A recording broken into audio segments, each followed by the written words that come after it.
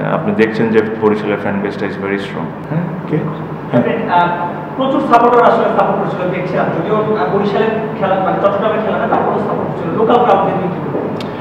আসলে আমরা অসম্ভব লাকি যে ফ্র্যাঞ্চাইজির জন্য আমরা খেলি। আমরা আসলে যেখানেই যাই না কেন, চিটাগং, ঢাকা, সিলেট, আমরা সবসময় একটা ভালো ক্রাউড পুল করি।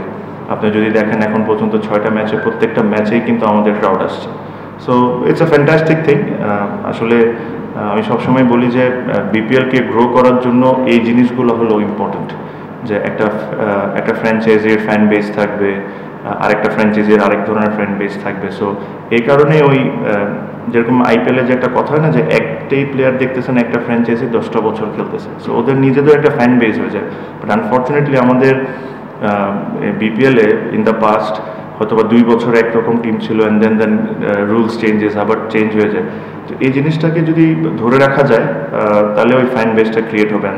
আপনি দেখছেন যে বরিশালের ফ্যান বেসটা ইজ ভেরি স্ট্রং।